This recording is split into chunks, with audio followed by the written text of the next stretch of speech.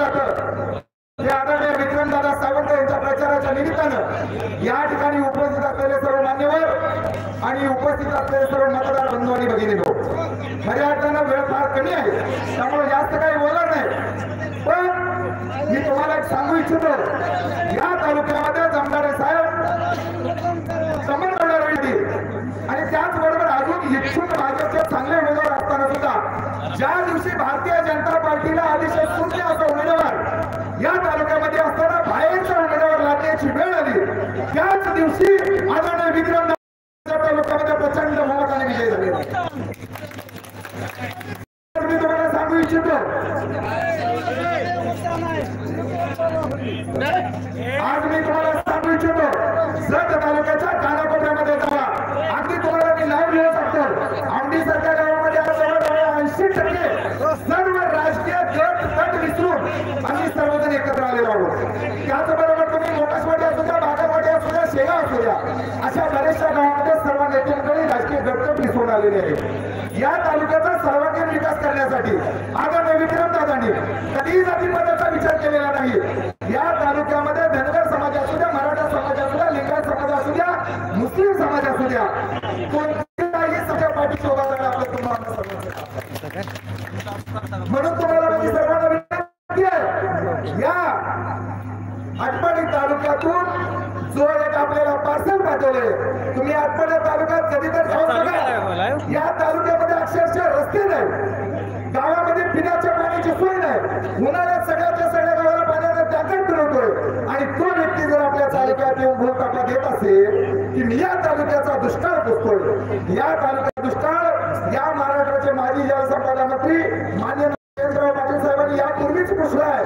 7 TMC पाणी देऊन या तालुक्याचा दुष्काळ पुसून टाकलेला आहे. आणि आदरणीय दादांच्या मदतीनं आता आपला पश्चिम भाग असू द्या, उत्तर भाग असू द्या, पूर्ण तालुक्याचा संपूर्ण भाग पाण्याखाली आलेला आहे. उर्वरित पूर्व भागासाठी सुद्धा दादांनी जयंत पाटील साहेबांच्या मध्यस्थीनं 7 TMC पाण्याच्या माध्यमातून तोही दुष्काळ पुसलेला आहे. म्हणून येणाऱ्या काळात तुम्हाला सर्वांना एकच विचार करायचा आहे, येणाऱ्या 20 तारखेला आपल्या दादाचं चिन्ह आहे हात, या हाताच्या चिन्हासमोरचं सर्वांनी बटन अगदी काळजीपूर्वक दाबायचं आहे. आणि या गावातील सगळ्यात महत्वाचं आदरणीय जमदार साहेबांचं सर्वांनी टाळ्या वाजवून तुमच्या भूमिपुत्राचं एकदा स्वागत करायचं आहे आणि आभार मानायचं. त्याचं कारण असं आहे की दादांनी एक भूमिपुत्र म्हणून दादांच्या पाठीशी जमदारी साहेबांनी जो निर्णय घेतला तो अतिशय आणि जगतार साहेबांच्या पुढासाठीला गावातील माने कंपनी असू द्या, इतर सर्व घटक पक्ष असू द्या, सर्वांनीच एकत्र येऊन जो एक अभूतपूर्व निर्णय घेतलेला आहे, त्याबद्दल मी त्यांचे मनपूर्वक आभार मानतो. उर्वरित गावात गटगट असतील त्यांनाही माझे हात जोडून तुमचा एक छोटा भाऊ म्हणून विनंती करतो की आपले गटगट बाजूला ठेवा. आपला भूमिपुत्र आपला आमदार झाला पाहिजे, आपला दादा आमदार. दादाने काम करत असताना जरी काही चुका केली असतील, वडीलधारी मंडळी म्हणून दादाच्या चुका तुम्ही पदरात घ्यायचा आहे. मोठा भाऊ म्हणून लहान भावांनी दादाला मान करायचा आहे. मी तुम्हाला पुरेसे हात जोडून विनंती करतो की आपल्या दादाच्या पाठीशी आपण सर्वांनी मोठ्या ताकदीने उभं राहायचं. येणाऱ्या 20 तारखेला आपण दादांना प्रचंड बहुमताने विजय करायचा आहे. आपण सर्वांनी मला या ठिकाणी 2 मिनिटं बोलण्याची संधी दिली त्याबद्दल मी तुमचा सर्वांचा मनपूर्वक आभार मानतो आणि थांबतो. जय हिंद. धन्यवाद. यानंतर बनारी जिल्हा परिषद गटातील माजी जिल्हा परिषद सदस्य त्याचबरोबर सभापती माननीय संजय कुमार सावंत आपल्याला मार्गदर्शन करतील. आदरणीय व्यासपीठ हॅलो आणि आदरणीय विक्रमदादांच्या प्रचाराच्या निमित्तानं या एळवी बनारी जिल्हा परिषद गटामध्ये उपस्थित असणारे मतदार बंधू होते. सर्व वास्तविक साहेब मी काही भाषण करणार नाही, सेक्शन आता आले त्यामुळे मी 2च मिनिटांमध्ये तुम्हाला व्यक्त करतो. या ठिकाणी आदरणीय विक्रमदादांना मतदान का करावं काही एवढं सांगतो की महाराष्ट्राच्या विधान भवनामध्ये सांगली जिल्ह्यातला सगळ्यात जास्त प्रश्न विचारणारा आमदार विक्रमदादा सावंत आहेत. 240 प्रश्न त्यांनी महाराष्ट्राच्या विधान भवनामध्ये विचारलं. तिथल्या सुशिक्षित बेरोजगार शेतकरी पिण्याच्या पाण्यासाठी, कृष्णा नदीच्या पाण्यासाठी पायरीवरती उभा राहून आंदोलन करणारा आमचा नेता विक्रमदादा सावंत आहे. ते कशासाठी करतायत? हे काय झालं की हे गाव सुशिक्षितांचं, वैचारिकांचं, साहित्यिकाचं आहे. त्यामुळे सांगतो, एकदा गदिमा माडगुळकर जन्माला आले, गदिमा माडगुळकर जन्माला आल्यानंतर व्यंकटेश माडगुळकर लहान जन्मल्यानंतर रडलंच नाही.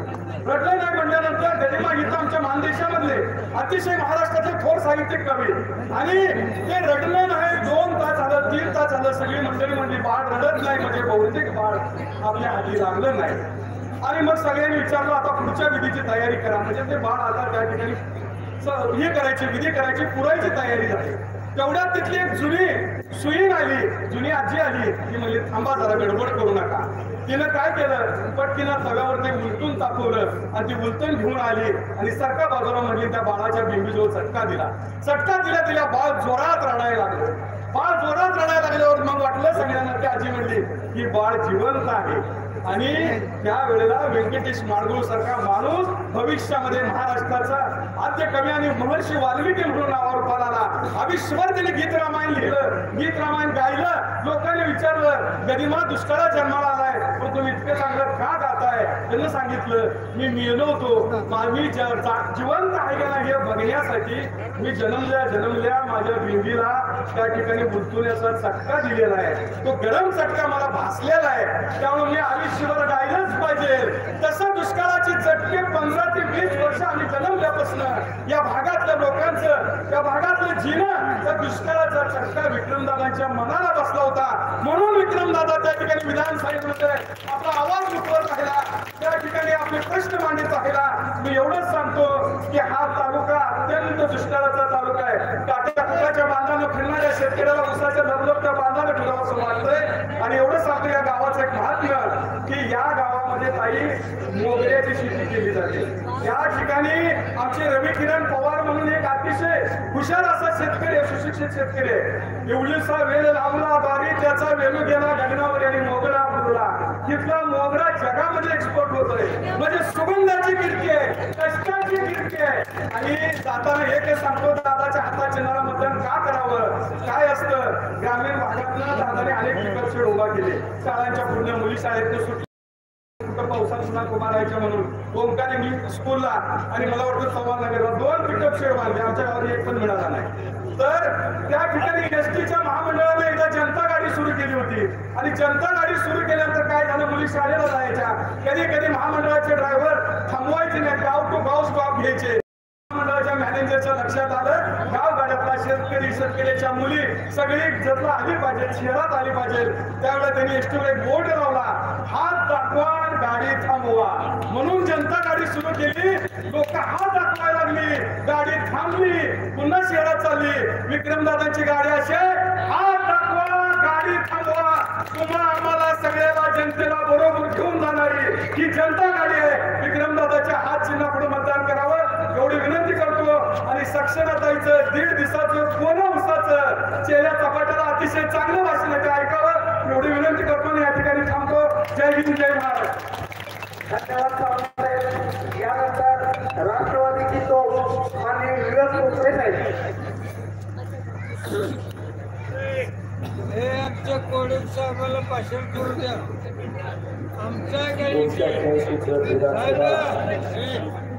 पंचवार्षिक निवडणुकीसाठी विक्रमदादांच्या प्रचारासाठी व्यासपीठावरती उपस्थित असणारे सर्वच मान्यवर, व्यासपीठावरती उपस्थित असणाऱ्या आमच्या राष्ट्रवादी काँग्रेस शरदचंद्रजी पवार पक्षाच्या महिला युवती प्रदेशाध्यक्ष आणि सक्षणाताई, त्याचबरोबर उपस्थित असणारे या तालुक्याचे नेते माननीय प्रकाशरावजी जमदारे साहेब. आणि वेळेअभावी व्यासपीठावरच्या सर्वच मान्यवरांची मी नावं या ठिकाणी घेत नाही, पण तालुक्याला विकासाची दिशा देण्यासाठी कार्यशील असणारे व्यासपीठावरचे सर्वच मान्यवर मंडळी. खरं तर मी जास्त वेळ बोलणार नाही, कारण आपण सगळ्यांना सक्षमताईला ऐकण्यासाठी इथं आलेला आहे. पण मला माहिती आहे एवढी गावामध्ये देखील धनगर समाजाची संख्या मोठ्या प्रमाणात आहे. या आजूबाजूला देखील समाज बांधव मोठ्या प्रमाणात उपस्थित आहे. माझा आपल्या सगळ्या समाज बांधवांना एक विनंती आहे, समाज म्हणून आपण समाजासाठी एकत्रित येतो तर कुठेही वावरणार नाही, पण ते एकत्र येत असताना आपण सगळ्यांनी लक्षात ठेवलं पाहिजे. 2014 साली हे देवेंद्र फडणवीसांचं सरकार जेव्हा सत्तेत आलं तेव्हा बारामती नागपुरातल्या पोटाने इथल्या धनगरांना काय शब्द दिला होता, पहिल्या आम्हाला सत्तेत घ्या, पहिल्या 1-2 कॅबिनेटमध्ये धनगरांना आरक्षण देतो. 1-2 कॅबिनेट झाल्या, फडणवीसाचं सरकार सत्तेत आलं आणि सत्तेतनं गेलं.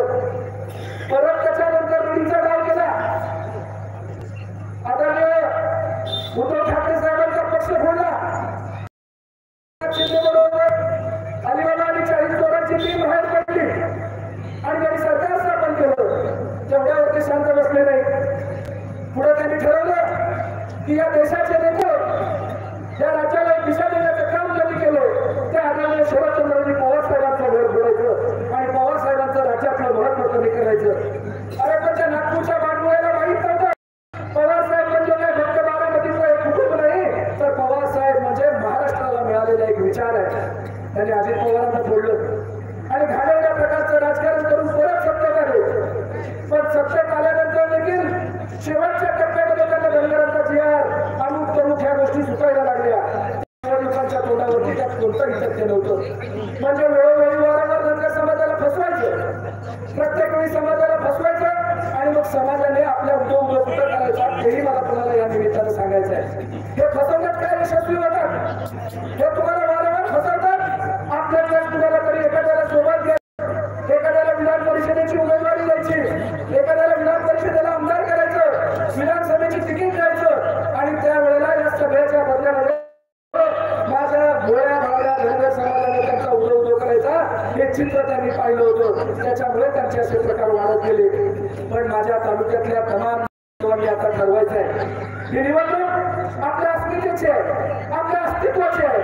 ही निवडणूक आपल्या जत तालुक्याच्या स्वाभिमानाची आहे. तिथं कुणी येऊन जाती जातीत भांडण लावत असतील तर त्यांना त्यांची जागा आपल्याला दाखवून द्यायची आहे. त्याच्यासाठी आपण सर्वजण सज्ज राहायचं आहे. आणि त्याच्या पलीकडचा प्रकार आपण तालुक्यात बघितला असेल. गेले 7-8 दिवस इथं पत्रकार बांधव सगळे उपस्थित आहेत. त्यांनी वर्तमानपत्रातून, युट्यूब मधून, सोशल मीडियातून जतच्या तालुक्यातलं चित्र दाखवलं. लिंगायत समाजाचा कशा पद्धतीने आपण तालुक्यामध्ये केला जातोय हे चित्र आम्ही सगळ्यांनी बघितलेलं आहे. संत महात्मा बसवेश्वरांनी काय कमी कैलास म्हणजे मानवतेचा संदेश सगळ्यांना दिला आणि महात्मा बसवेश्वरांचा विचार सांगणाऱ्या अनुयायांना गाडी अडवून त्यांना धमकावलं जातंय, त्यांना त्या ठिकाणी थांबवून अडवणूक केली जाते आहे. म्हणजे अजून तालुक्यामध्ये यांचा शिरकाव व्हायच्या अगोदर त्यांच्या सोबत फिरणारे जे गावगुंड आहेत ते अशा प्रकारचा प्रयोग तिथं करत असताना आपल्याला दिसतात. त्यामुळे तुम्ही आम्ही सगळ्यांनी मिळून ठरवायचं आहे येणाऱ्या काळामध्ये जातीयतेचं विष पसरवणाऱ्या या लोकांना एक उमेदवार ज्यांना आपली भाषा समजते, ज्यांना आपलं दुःख समजतं, जे आपल्यातले आहेत, आपली भाषा बोलणारे आहेत. आणि दुसरे उमेदवार, आता मी आपली भाषा का म्हणालो बघा त्याचं उदाहरण देखील सांगतो. आपल्या तालुक्यात द्विभाषिक तालुका आहे. इथं लोक काय बोलली लवकर बाहेर आलेल्याला कळत नाही. परवा असं खोदरवाडीवरून झालं, तिथल्या लोकांनी सांगितलं की इथं मराठीचं हायस्कूल नाही, त्या पट्याला काही कळलंच नाही. त्याला विधान परिषदेत जाऊन सांगितलं की खोदरवाडीला अजून मराठी शाळाच नाही. म्हणजे तालुक्यातली कुठलीही वस्तुस्थिती, परिस्थिती त्याला माहीत नाही. फक्त मोठ्या मोठ्या थापा मारायच्या, महाराष्ट्रातल्या मोठ्या नेत्यांच्यावरती बोलायचं आणि नागपुरात बसलेल्या त्यांच्या देवाला, आपल्यासाठी देव नाही तो अक्षरच आहे, नागपुरातल्या त्याच्या देवाला खुश करायचं आणि पदरात पाडून घ्यायचं. याच्या पलीकडचं कोणतीही गोष्ट या समोरच्या उमेदवाराकडून झालेली दिसत नाही. इथं येऊन बांधवांना मोठमोठ्या थापा मारण्यात आल्या. आपल्यालाही मला माहिती आहे, दादा तुम्हाला कल्पना नसेल, ताई तुम्हाला सांगते, येत असताना त्यांना इथे येऊ नका म्हणून त्यांचा फोनमध्ये तुम्हाला लिस्ट बघायला मिळेल. पण सक्षला त्यांचं कौतुक करावं लागेल. ती वाघी एकटी लढते, अन्याय विरोधात लढते आहे आणि जिथं असेल तिथं खंबीरपणे सगळ्यांना साथ देते. दुसरी गोष्ट इथं काय दिली गेली की या जत तालुक्यातला कोणता मला दूर करायचा आहे. प्रश्न पडला मला, हे महासेवा आटपाडीला विधान परिषदेवर होते, त्यांचा मूळ मतदारसंघ आटपाडी, तिथल्या लोकांनी त्यांचं नेतृत्व तयार केलं. मग आटपाडीतले सगळ्यात मुंबईला माताडी कामगार जर बघितले तर ते आटपाडी तालुक्यातले, त्यांच्या हातात लागलेलं हुक या भाकराला सोडवता आलं नाही आणि हितं मतांसाठी येऊन सांगतात की मला या तालुक्यातला कोणता बाजूला काढायचा आहे. फक्त इथं फसवण्याखेरीज दुसरं काहीच करत नाही. काही एक गोष्ट सांगायला एक मुद्दा सांगतो. कशा पद्धतीनं धनगरांचा जळ आणि रडला घोळ झाला, अगदी फडणवीसांचं तसंच झालंय. त्यांच्या ठिकाणी पण चुकून जळ पडलाय, ते फसवणीसच आहेत आणि या फसवणीसांचे अनुयायी फसवण्याखेरीज दुसरं काहीच करत नाहीत. दुसरा मुद्दा सांगतात, कृष्णामाईच्या पाण्याला मला इतका दुष्काळ पुसायचा आहे. अरे बाबा, तुम्हाला आटपाडीचा दुष्काळ पुसता आला नाही आणि तू कसला दुष्काळ पुसायला आलायस. जेव्हा आमचे विद्यमान आमदार आहेत, आमचे उमेदवार आहेत 2019ला, जेव्हा त्यांच्याकडे या तालुक्यातल्या सेवा करण्याची संधी मिळाली त्यावेळेला त्यांनी या तालुक्यातला प्रत्येक भाग पाण्याखाली आणण्यासाठी संघर्ष केला. केला आणि प्रत्यक्षात काही भागात पाणी आणले देखील. खरं तर पहिल्या 2 वर्ष कोरोना गेली. पहिल्या काळात आपली सत्ता होती, थोड्या दिवसात सत्ता असताना लोकांनी प्रयत्न केले, परत कोरोनासारखं संकट आलं आणि मी मगाशी म्हणाल्याप्रमाणे कोरोनापेक्षाही वाईट महामारी आपल्या राज्यावर कोसळली. ह्या 3 लोकांचं सरकार एकत्रित आलं आणि आपल्याला या गोष्टीला सामोरं जावं लागलं. मग या निमित्तानं मी तुम्हाला एवढंच सांगतो, आपल्या समोर जे उमेदवार आहेत, जे आमदार आहेत, त्यांनी या तालुक्यातला इंच भाग पाण्याखाली नेण्यासाठी प्रयत्न केला.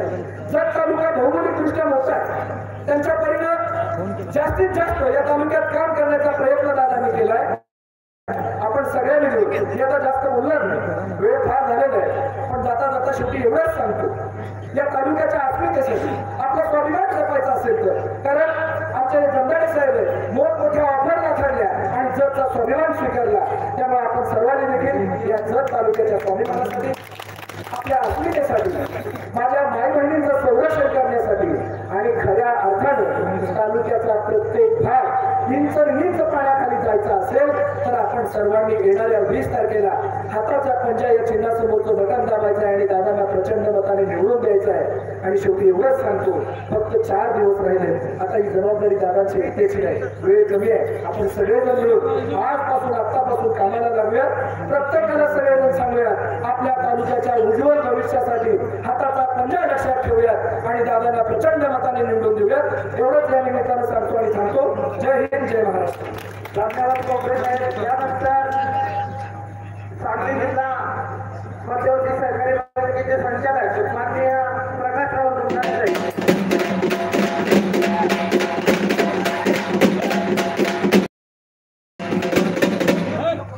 आमच्या गावात बोलायचं. महाराष्ट्र विधानसभा निवडणुकीचे 288 जत विधानसभा मतदारसंघाचे अधिकृत उमेदवार विक्रमसिंह दादा सावंत यांच्या प्रचाराच्या निमित्तानं या ठिकाणी राष्ट्रवादीच्या प्रदेश युवती अध्यक्ष दक्षिणाताई सलगर यांचं भाषण ऐकण्यासाठी आपण सगळे उपस्थित राहिला.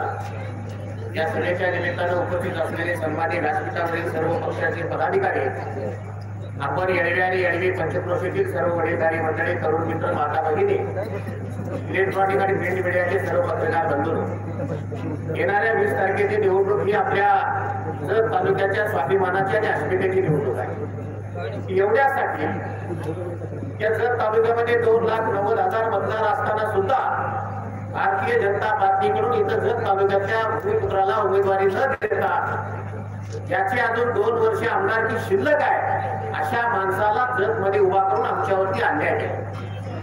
गेल्या 25 वर्षापासून या येळवी गावचा एक सुपुत्र तुमचा मुलगा राजकारण समाजकारण करत असताना मार्केट कमिटीच्या माध्यमातून असेल, पंचायत समितीच्या माध्यमातून असेल, रेल्वे बोर्डाच्या माध्यमातून असेल आणि सांगली जिल्हा मध्यवर्ती बँकेच्या माध्यमातून या तालुक्यामध्ये सर्वसामान्यांच्या हितासाठी, सर्वसामान्याला जे गरजेचं आहे ते करण्याचा प्रामाणिकपणे प्रयत्न केला. 2014च्या विधानसभा निवडणुकीमध्ये या खेळवीच्या इथं जगन्नाथराव जगताप साहेबांनी बैठक घेतली आणि त्यावेळी सांगितले, प्रकाश पुढच्या वेळी तू उभा राहा, यावेळी मला पाठिंबा दे, ही माझी शेवटची निवडणूक आहे.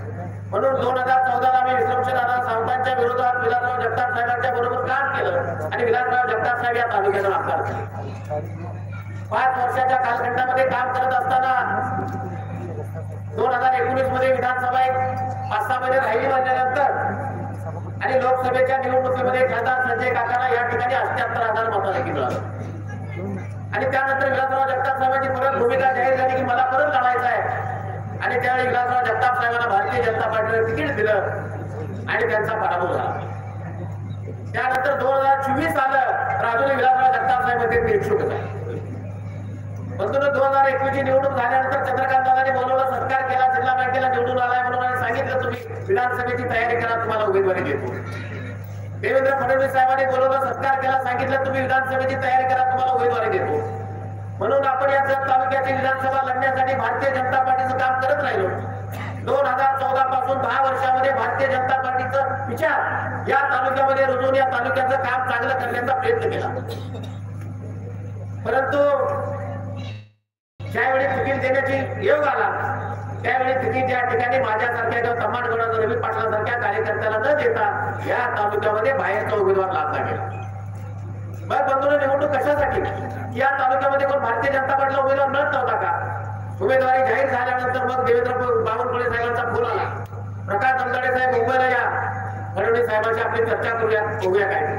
मी सांगितलं साहेब आता मुंबईला यायला माझ्याकडे पैसे नाहीयेत, की तिकीट मागायच्या वेळी मुंबई दिल्ली नागपूरला माझे पैसे सगळे संपले, त्यामुळे मी काय आता मुंबईला तुमच्याशी चर्चा करायला येत नाही. त्यानंतर चंद्रकांत दादा घरी आले, तासभर बैठक घेतली, चर्चा केली, सांगितलं तुम्ही भारतीय जनता पार्टीचे कार्यकर्ता, भारतीय जनता पार्टीमध्ये असं करून चालत नाही.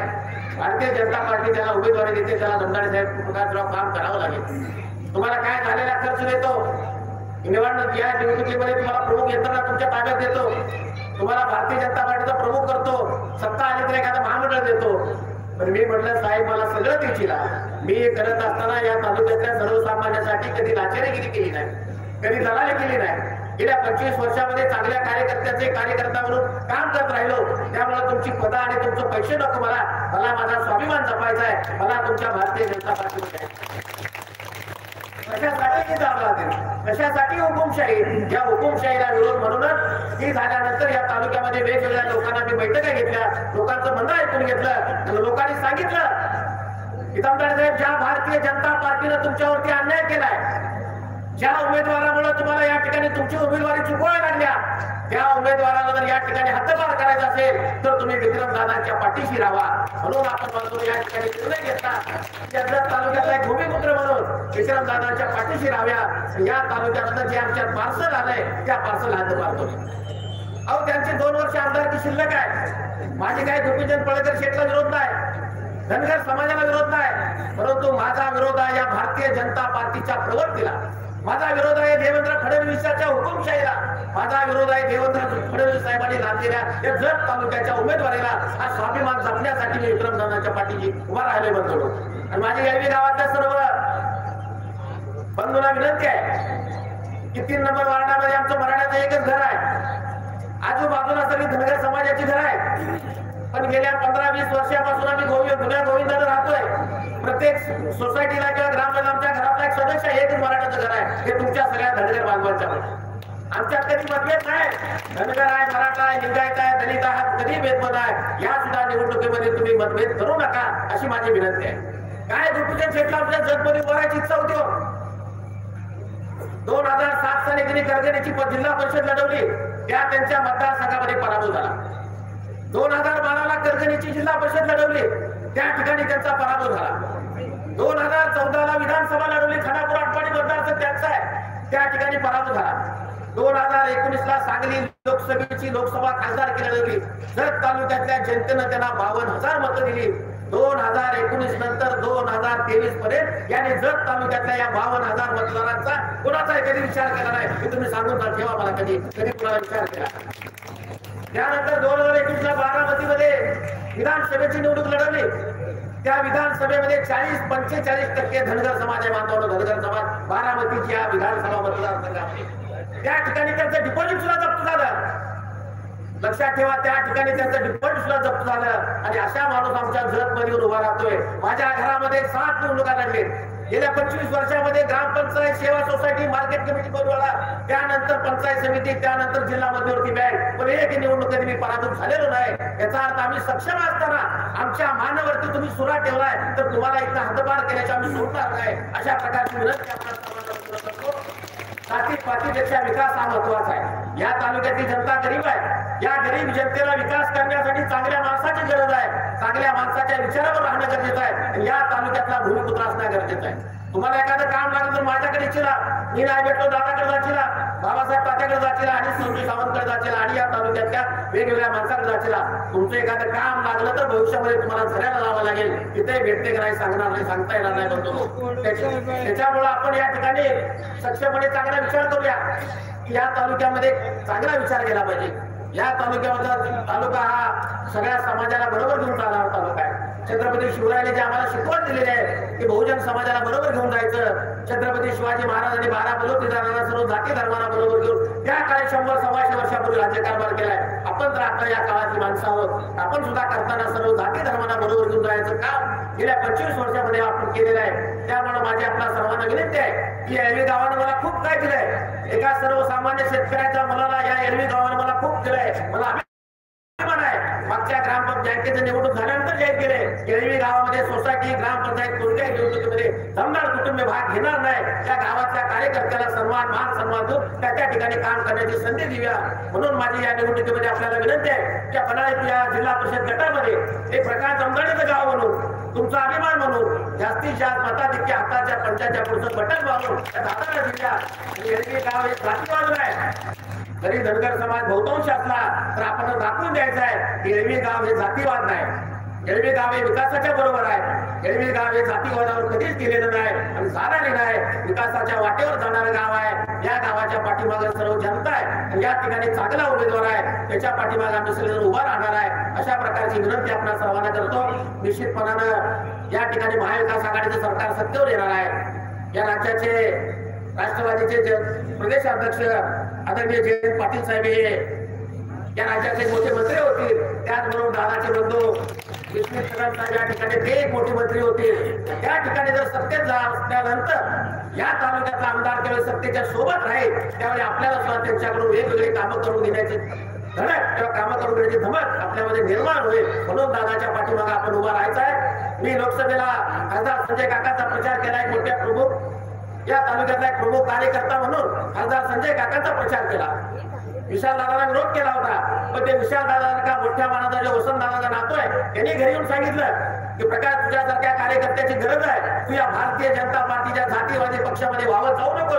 तू दादांच्या सोबत राहा. आमचा सगळा विचार आणि ताकद भविष्यामध्ये तुमच्या सोबत राहील. अशा प्रकारचा विश्वास सुद्धा या माणसाला मी 3 महिन्यापूर्वी विरोध केला. या माणसानं सुद्धा आपल्याला विनंती केली. म्हणजे अशा माणसाचा विचार जपण्याचं आपण काम करायचं करतो. म्हणून परत एकदा एरवी आणि एरवी कोणत्या कृषीतल्या बंधूंना सगळ्यांना विनंती करतो की जातीवाद आपण कधीच जोपासला नाही. भविष्यातही जातीवाद जोपासणार नाही. सर्व जाती धर्माला बरोबर घेऊन या येळवी गावचं नाव जास्तीत जास्त कसं मोठं होईल. या येळवी गावाला जास्तीत जास्त सुखसुविधा कशा देता येईल. येळवी गावातला प्रत्येक नागरिक आपला पायावरती उभा राहण्यासाठी समृद्ध कसा होईल यासाठी निश्चितपणाने मी कटिबद्ध आहे. अशा प्रकारची आपल्याला विनंती करतो. म्हणून येत्या 20 तारखेला दादाचं 3 नंबरला चिन्ह आहे हाताचा पंजा. या हाताच्या पंचासमोरच्या चिन्हाचं बटन दाबून त्यांना प्रचंड मताने विजयी करावं. येळवी गाव एक आदर्श गाव आहे हे अख्ख्या तालुक्यामध्ये दाखवून द्यावं अशा येळवीकरांना मी विनंती करतो. भविष्यामध्ये मी शब्द देतो की येळवी गावाच्या विकासासाठी सगळ्या जाती धर्माच्या कामासाठी हा प्रकाश दमदाडे कुठेही कमी पडणार नाही. कायम तुमच्या सोबत राहील. चांगल्या मताधिक्य द्यावं अशा प्रकारची विनंती करतो. या ठिकाणी थांबतो. जय हिंद जय महाराष्ट्र. धन्यवाद दमदाडे साहेब. नेहमीच गावच्या विकासामध्ये आपलं योगदान महत्वाचं राहिलेलं आहे. धन्यवाद. यानंतर आदरणीय आमदार विक्रमसिंह दादा.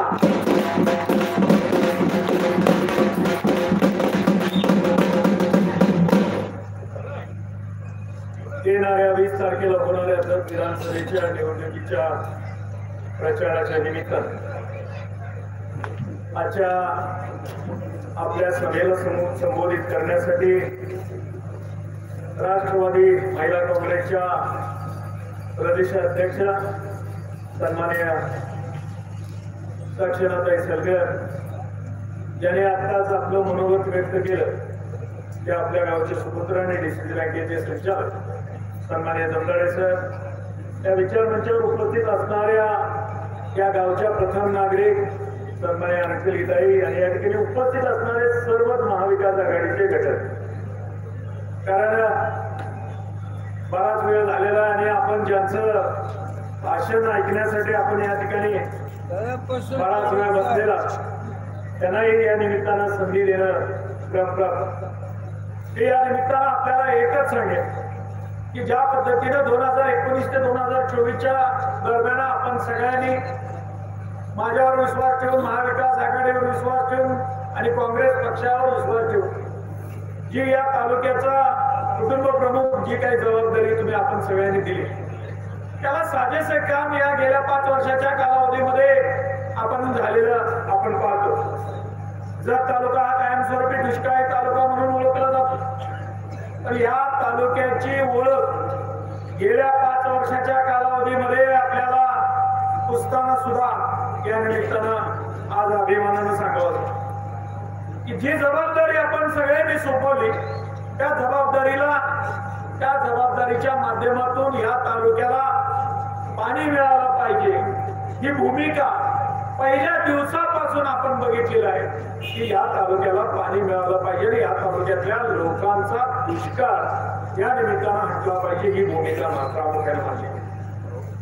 तर ते इकडं जगमध्ये काही ठिकाणी उपोषण असेल, आंदोलन असेल, आणि त्याच पद्धतीनं ज्या विधानसभेच्या पायरीवर बसून आज उपोषण केलं, त्याच माध्यमातून आज वैशाल विस्तारित योजना आज कार्यान्वित झाली, असं सुद्धा या निमित्तानं मी काम करतो की एकीकडं विस्तारित वैशाल योजना मंजूर झाली, दुसरीकडं जिथं जी मैशाळची मूळ योजना आहे ती मैशाळची योजना उन्हाळ्यात चालू केली, त्याचबरोबर ताकदीनं पावसाळ्यात सुद्धा चालू केली. आणि आज या आपल्या या पंचकृषीतील जे काही तलाव, ओढे, नाले जे काही भरून घेतले आणि त्याच पद्धतीनं आजची आपली पाण्याची पातळी 2019च्या आधी साधारणतः 900-1200 फूट होती. इथं आज ही पाण्याची पातळी गेल्या 5 वर्षाच्या कालावधीमध्ये आपल्याला बदलताना दिसते. जी पाण्याची पातळी 900 आणि 1100 फूट होती, ती आज पाण्याची पातळी आपल्याला 300 आणि 250 फुटावर आली आहे. अशा पद्धतीचा भले बांधापर्यंत पाणी आलं नाही, पण या तालुक्यातल्या शेतकऱ्यांना या पाण्याचा कसा फायदा होईल हे आज बघून त्या पद्धतीनं त्याचा पाठपुरावा केला. आज तालुक्यातल्या शाळा खोल्यांच्या बाबतीत असेल, त्याचबरोबर रस्त्यांच्या बाबतीत असेल, MSCBच्या बाबतीत असेल, असे विविध प्रश्न त्या विधानसभेच्या माध्यमातून शासनाला या ठिकाणी दुरुस्त करायला सुद्धा या निमित्तानं भाग पाडले. म्हणून मी आज दुसऱ्यांदा तुमच्या समोर काँग्रेस पक्षाचा उमेदवार म्हणून येतोय. ते येत असताना माझी भूमिका एवढीच आहे की जे मी गेल्या 5 वर्षात जी कामं केली त्याच जोरावर आज मी दुसऱ्यांदा तुम्हाला मतं मागायला येतोय. आणि म्हणून आज एकीकडं आपण बघितलं की राज्यात महाविकास आघाडीची सत्ता येणार आणि त्या सत्तेच्या माध्यमातून या तालुक्यातला आमदार सुद्धा या महाविकास आघाडीच्या विचाराचा असला पाहिजे का नको. आज एकीकडे बघितलं की गेल्या 2.5-3 वर्षाच्या कालावधीमध्ये विरोधात असताना सुद्धा वेगवेगळ्या विभागाच्या माध्यमातून या तालुक्यातल्या भरघोस निधी आणायचं सुद्धा काम या निमित्तानं आपल्याला झाले. म्हणून मी या निमित्तानं आपल्याला एकच विनंती करेन की येत्या 20 तारखेला हाताच्या चित्रापुढचं बटन दाबून तुम्ही सर्वांनी दुसऱ्यांदा या तालुक्याची सेवा करण्याची संधी आपण द्यावी. आज तालुका हा विकासाच्या दृष्टीने जातोय आणि येणारा काळ हा समृद्धीचा असावा, असंच या निमित्तानं आपल्याला या येणाऱ्या काळात आपल्याला अभिवचन देतो. म्हणून त्यासाठी आपण सगळ्यांनी येणाऱ्या 20 तारखेला हाताच्या चित्रापुढचं बटन दाबून आपण सर्वांनी या तालुक्याची दुसऱ्यांदा सेवा करण्याची संधी द्यावी अशी कळकळीची विनंती करतो आणि थांबतो. जय हिंद, जय महाराष्ट्र. धन्यवाद. आता आपण केलेल्या विकास कामावर या ठिकाणी सांगितले शाळांच्या माध्यमातून 13 लाख रुपये गावांतर गटार कामासाठी पाठीमागील महिन्यातून उद्घाटन झालेलं आहे रेल्वेमध्ये. त्याचबरोबर 6 लाख रुपयाचा पेविंग ब्लॉकचं उद्घाटन या ठिकाणी पाठीमागील महिन्यात झालेलं आहे. तर दादा आपल्यासाठी सर्वांसाठी परिचित आहेत. तर यानंतर राष्ट्रवादी काँग्रेस शरदचंद्र पवार पक्षाचे युवती प्रदेश अध्यक्ष साक्षरताई सलगर.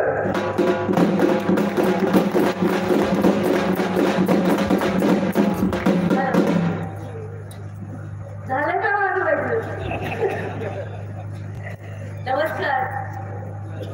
आणि आज आपल्या या भागामध्ये मला वाटतं दादा दुसरी वेळ आहे, दुसरी वेळ आहे या भागामध्ये येण्याची माझी दुसरी वेळ आहे.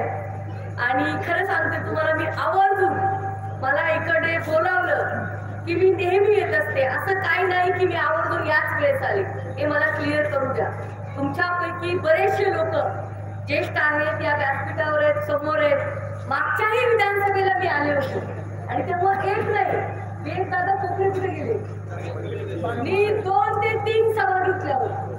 त्यामुळे आज वेळेस आले काय मुद्दा मला अजिबात नाही. मी राज्याची स्टार प्रचारक म्हणून काम करते. गेली 7 वर्ष पवार साहेबांच्या पक्षाची राज्याचे अध्यक्ष म्हणून काम करते. स्टार कॅम्पेनर मी मागच्या लोकसभेला होते, विधानसभेला होते, आताही होते. त्यामुळे माझं काम आहे की ज्या ज्या भागामध्ये मला आवर्जून बोलवलं जातं त्या भागामध्ये आजोबा मी गेलं पाहिजे का नाही, गेलं पाहिजे का नाही. हा, त्यामुळे मी आलेली आहे. आजच्या या विशेष प्रचाराच्या निमित्ताने आज एळगी गावामध्ये मला येण्याची संधी मिळाली.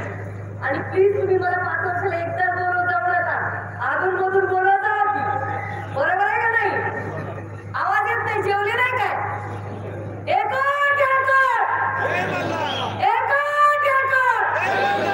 आता जेवल्यासारखा आवाज आला.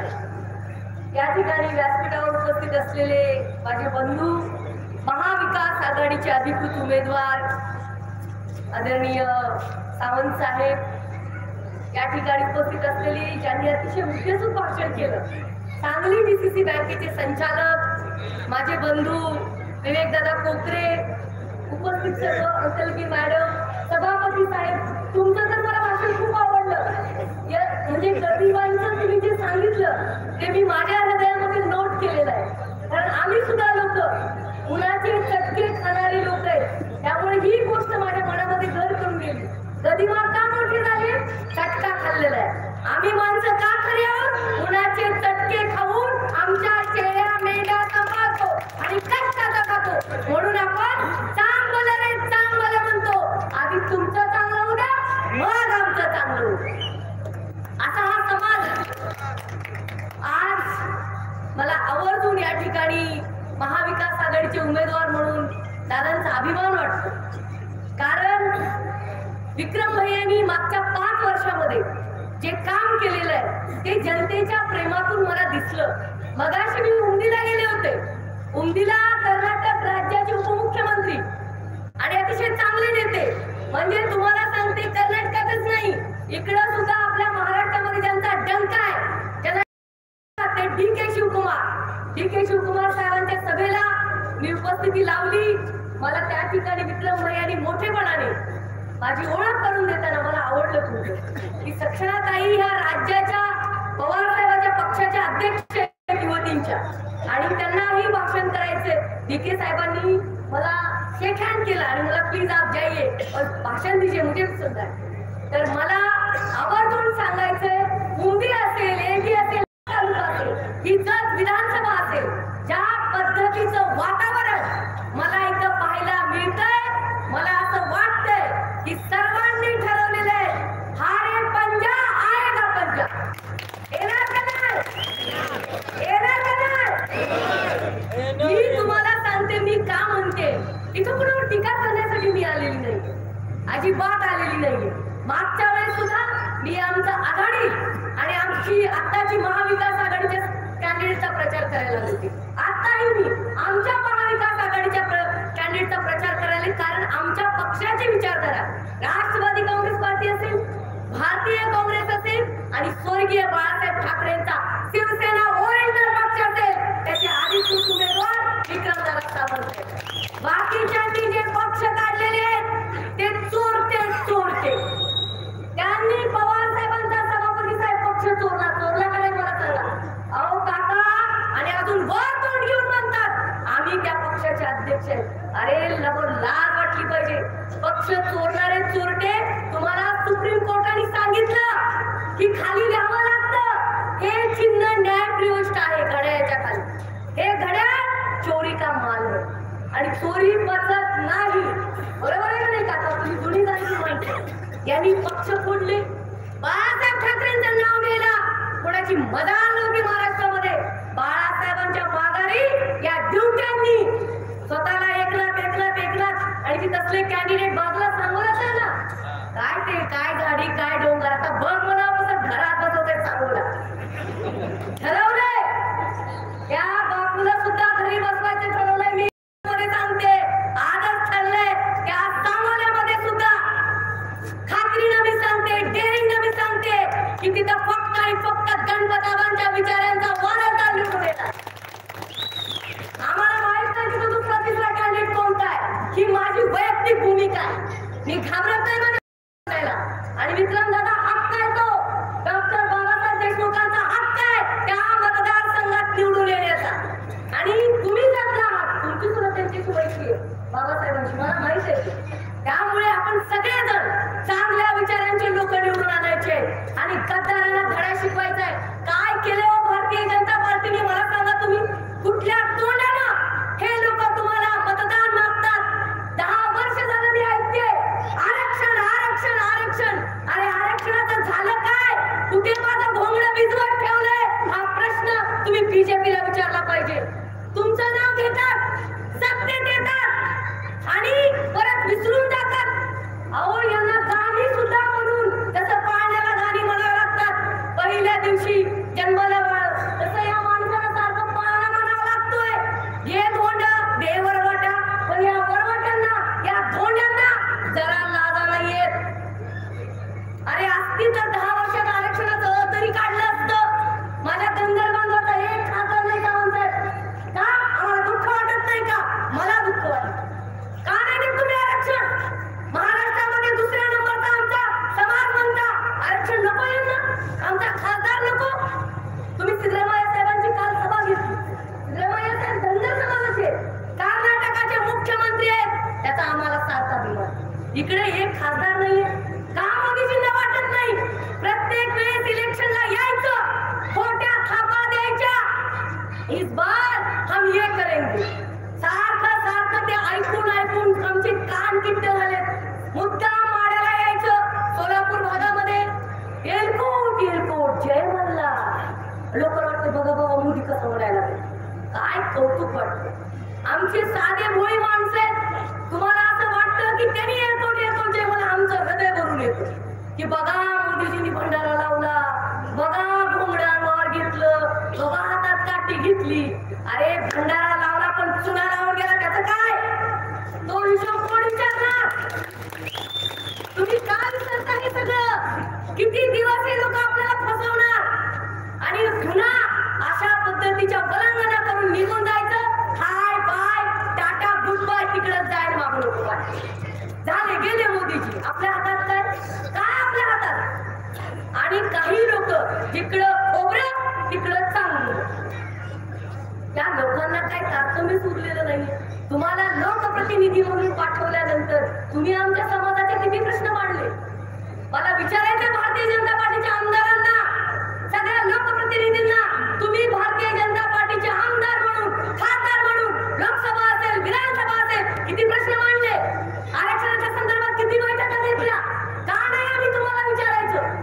खोटं काहीतरी. आता इथं महिला आहेत, लाडकी बहीण. अरे मटांची झाली तडकी म्हणून बहीण झाली लाडकी. काय नाहीये दुसरं बापू, तुम्हाला माहिती नाही. स्वतःच्या बहिणीला लोकसभेला हरवण्यासाठी अजितदादांनी कंबर कसली होती.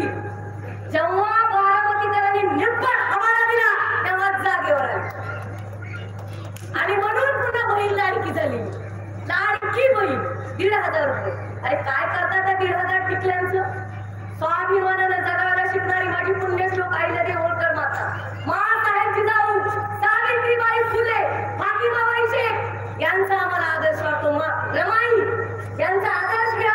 1,500ची टिकलेली काय होत नाही. या डॉक्टर बाबासाहेब आंबेडकरांनी तुम्हाला सरपंच म्हणून, महापौर म्हणून, अगदी तुम्हाला मोठे मोठे पदभूषणाची संधी आरक्षणातून दिली. त्या बाबासाहेबांचं कौतुक केलं ना की 1,500 रुपयाचं.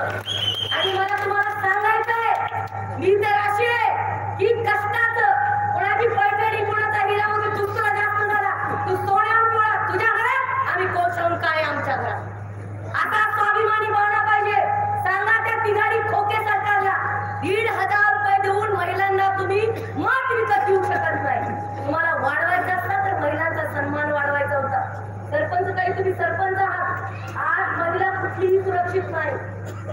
3 दिवस मी पुण्यामध्ये प्रचार करत होते. हडपसरला होते, मांजरीला होते, वडगाव शेरीला होते.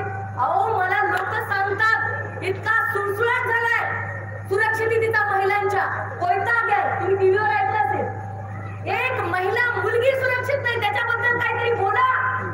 हा महाराष्ट्र शाहू फुले आंबेडकर छत्रपती शिवाजी महाराजांचा आहे का नाही हा प्रश्न आम्हाला पडतोय. कुठे गेली महिलांची सुरक्षितता? कोण बोलणार याच्यावरती? 64,000 मुली मागच्या वर्षामध्ये बेपत्ता आहेत. रेकॉर्ड करा. काय करतायत महाराष्ट्राचे 420? कोण आहे? तरबूज कोण आहे? कोण आहे? बघा मी तर म्हणलं नाही, पत्रकार ऐकत असतील तर मी म्हणलं नाही, लोक सांगतात 420 म्हणलं की फडणवीस, टरबूज म्हणलं फडणवीस, त्यांना जावा सांगा कोणीतरी तुम्ही फेल होम मिनिस्टर आहात. अरे या महाराष्ट्राचं वाटोळ करून टाकलं. अख्ख्या देशामध्ये महाराष्ट्राकडे कोणाची वाकड्या नजरेने बघण्याची हिंमत नव्हती, परंतु आज ही अवस्था झाली. 3 तिघाडां काम बिघाडा, ह्याचा पक्षपोट त्याचा पक्षपोट, याचं घरपोट त्याचं घरपोट, काय करून ठेवलंय महाराष्ट्राची अवस्था. आणि त्या अमित शहाजी आणि मोदींच्या हातात द्यायला चालले ते महाराष्ट्र. मला या मराठी माणसाला विचारायचंय, 18 पगड जातींचा महाराष्ट्र आहे. माझ्या आईने देवीने कधी जातपात बघितली नाही. ते तू हिमाचल, अगदी जम्मू काश्मीर पासून ते कन्याकुमारी पर्यंत आणि आसाम पासून ते महाराष्ट्रापर्यंत ज्यांचं काम आहे त्या म्हणजे पुण्यश्लोक अहिल्यादेवी होळकर. मी त्या समाजाचे म्हणून मी डायलॉग आणत नाही, अभिमान आहे मला, इतिहास आहे. ॲना स्कॉटलंडच्या एक लेखिका ॲना म्हणतात, the lady never before, the queen never before.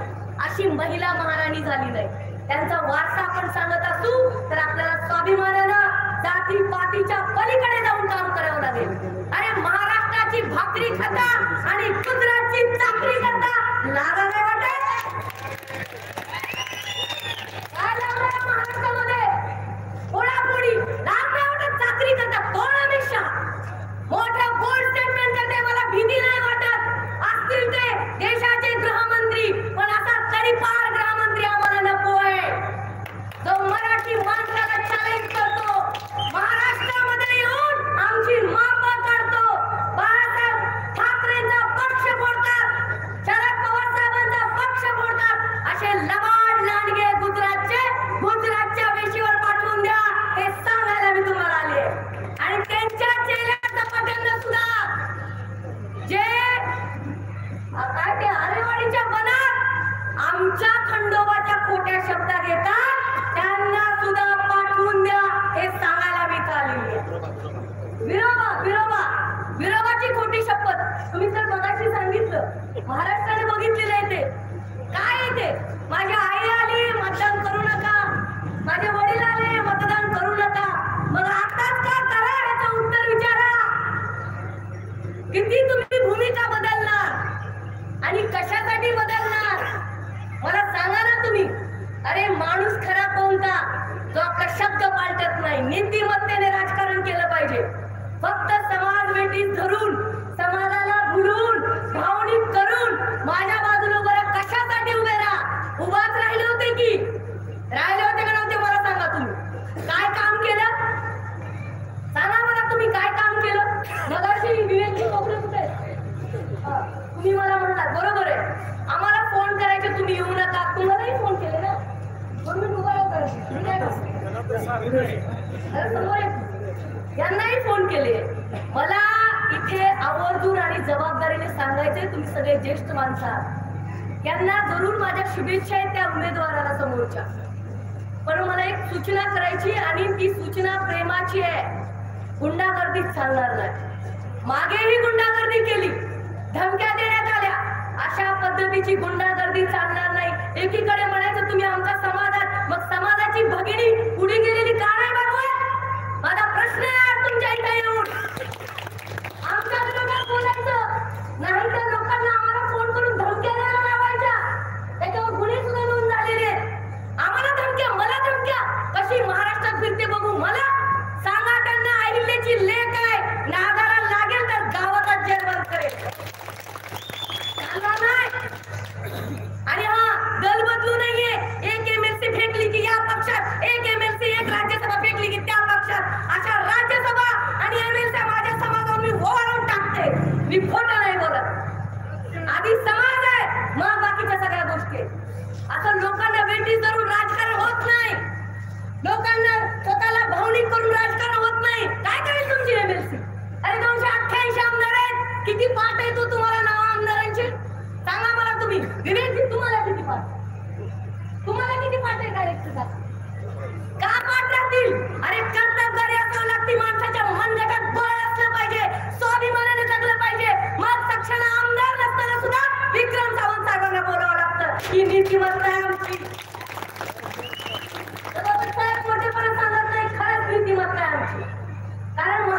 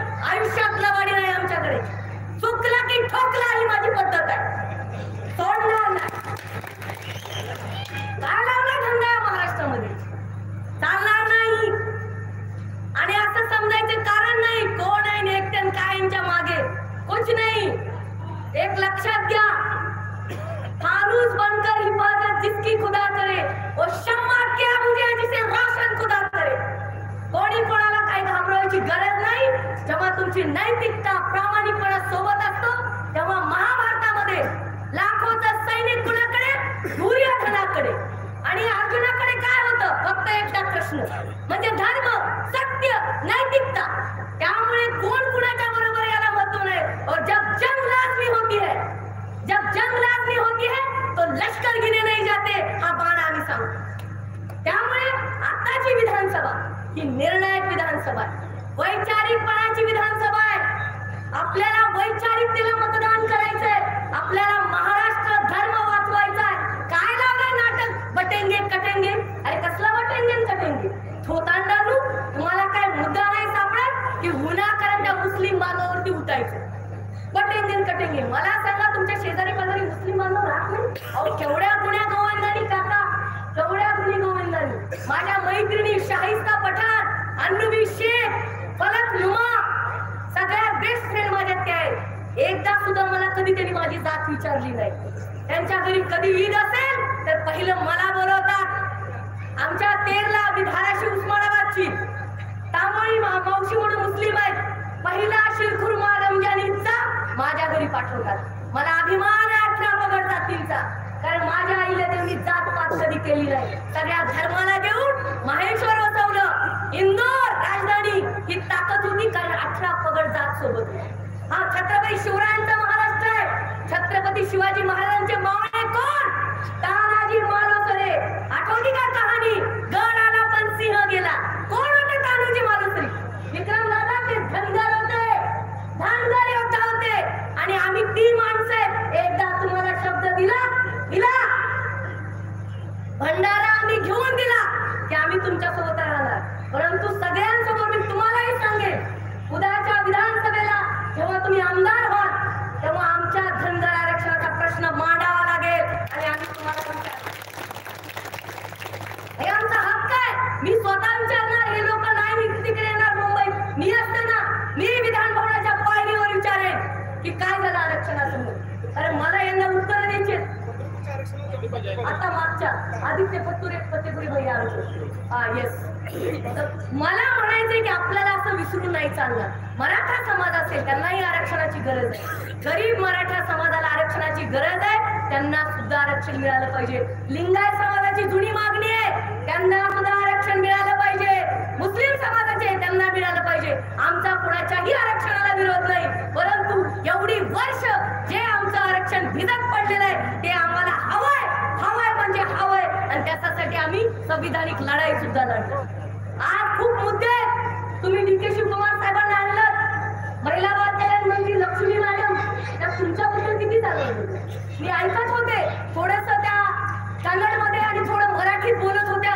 त्या म्हटल्या की पाणी प्रश्न आम्हाला डीसीएम साहेबांनी डीके साहेबांनी 900 कोटी दिलेले त्याचा सुद्धा आम्ही तुमच्या भागासाठी तिकडचं पाणी व काही विषय असेल त्या बोलल्याला मी सांगते की आम्ही प्रश्न मिटवण्यासाठी तुम्हाला एक देश म्हणून एक शेजारचं राज्य म्हणून मदत करायला तयार आहे तर त्या संदर्भात सुद्धा विक्रमदादा पाणी प्रश्न सुद्धा सगळ्यांचा जिव्हाळ्याचा आहे आणि माझी सुद्धा विनंती राहील तुम्ही त्याच्याकडे लक्ष दिलं पाहिजे पाणी प्रश्न हा सोडवला पाहिजे या जनतेची तहान भागवली पाहिजे या जनतेच्या घशाची कोरड जे ती कायमची मिटवली पाहिजे जर म्हणलं की दुष्काळी पट्टा कुणीकडे येत पण नाही जास्त बरोबर का नाही परंतु मला असं वाटतं मला कधी जत म्हणल्यावर दुष्काळी पट्टा वाटत नाही जत म्हणल्यानंतर मला तुमच्यासारखी प्रेमळ माणसं पट्ट्यावाली माणसं भंडारा लावलेली त्याची पट्टी ओढलेली आपल्या लिंगायत समाजाचे लोक अभिमान वाटतो मला म्हणून मी 6.5 तास प्रवास करून पुण्याहून इकडे आले तुमची भेट घेण्यासाठी मला तुम्हाला भेटायचं होतं चला जाऊ द्या म्हणलं ऊन आहे थोडं काय हरकत नाही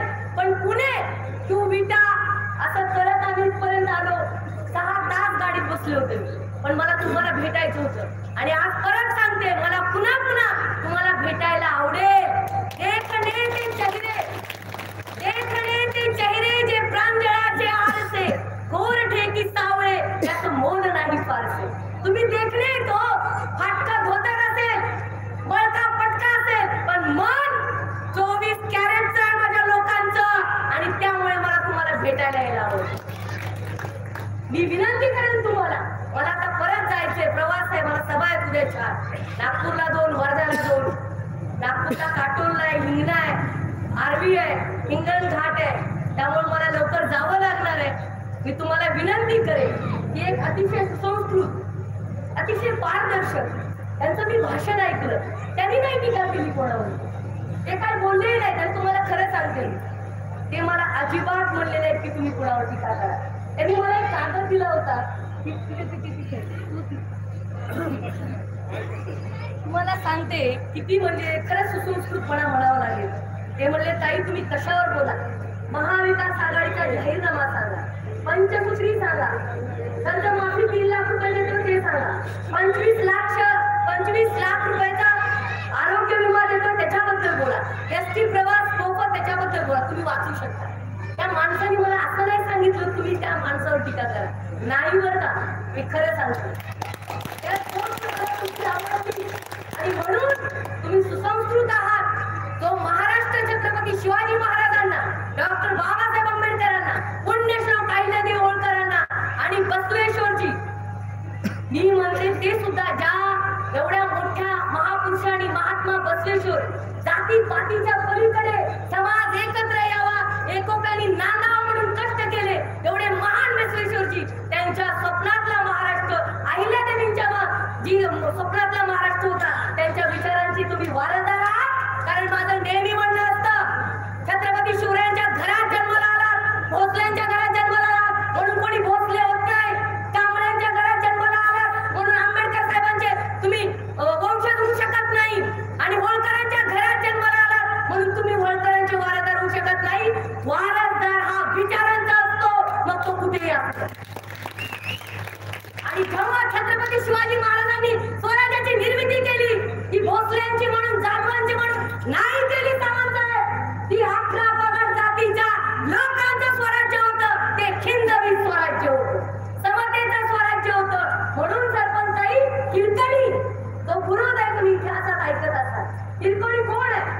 छत्रपती शिवरायांची पाहुणी रावळी नव्हती, सोयरी नव्हती, ती त्या स्वराज्यामधली एक स्त्री होती, जी लढाऊ होती, लढणारी होती, आणि तिच्या नावाने हिरकणी बुरुज केला.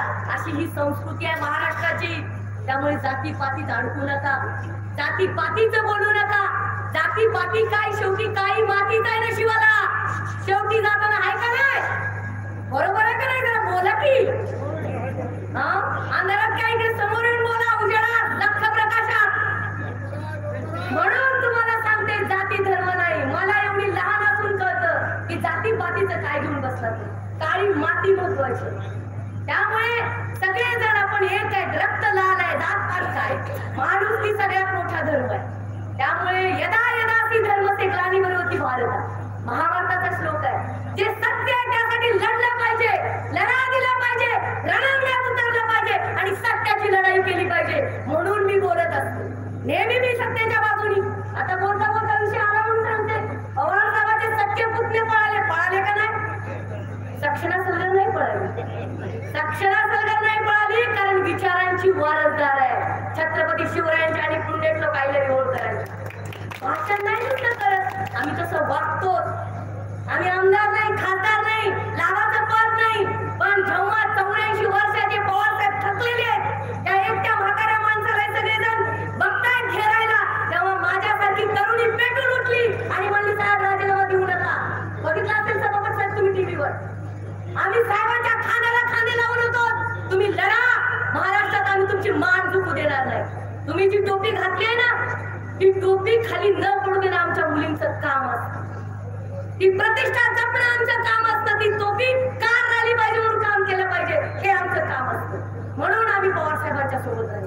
महाराष्ट्राच्या अस्मितेसाठी, मराठी बाण्यासाठी, की जेव्हा महाराष्ट्रात इतिहास लिहिला जाईल तेव्हा सांगितलं जाईल की अशा मुली, महिला, कार्यकर्ते, पदाधिकारी पवार साहेबांच्या सोबत होते आणि रक्ताचे पडून गेले ते कावळे आणि राहिले ते मावळे. आणि म्हणून तुम्हाला सांगते, आमचा एक मावळा विक्रमदादा सावंत आहे. सावंत दादाला मोठ्या मताने तुम्ही विधानसभेत पाठवणार का नाही? पाठवा आणि त्यांच्या मनगटाला धरून प्रश्न विचारा. मग तो पाण्याचा असेल, आरक्षणाचा असेल, नाहीतर तुमचा घरगुती असेल. कारण तुमच्या हक्काचा माणूस आहे. एक